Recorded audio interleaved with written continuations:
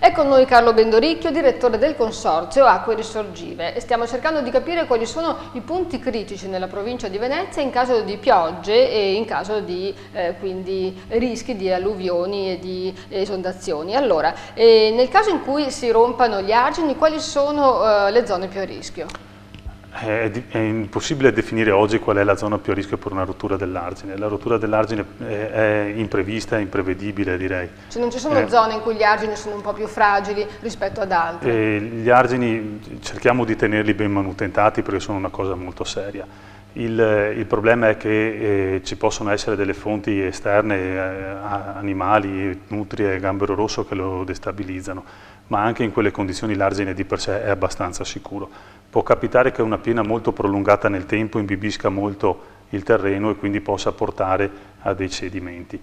Il problema, dovesse verificarsi una cosa del genere, la drammaticità sta proprio nel fatto che non riusciamo a sapere preventivamente dove e quando potrebbe succedere e quindi potrebbe creare un grande però disagio. Di solito quando piove per un giorno o due, quando piove ininterrottamente, non parlo della bomba d'acqua, solitamente il Muson, per esempio, dei Sassi è un fiume particolarmente preso in considerazione, no? Sì, il Muson dei Sassi è un fiume molto preso in considerazione, la regione so che è intervenuta molto per il potenziamento delle strutture arginali.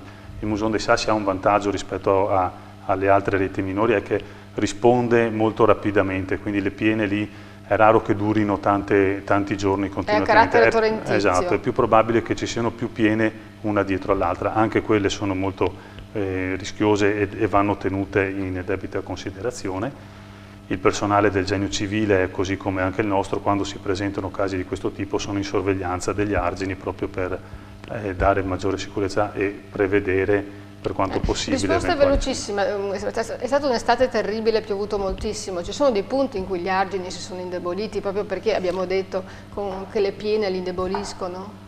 No, direi di no, perché quest'anno le piene sono state molto frequenti ma dipendenti principalmente da bombe d'acqua, quindi i fiumi si sono anche caricati rapidamente, hanno portato in alcuni casi a Piombino Dese purtroppo a delle tracimazioni, però la piena è durata poche ore nel tempo e quindi non ha destabilizzato l'argine. E questa è una bella notizia.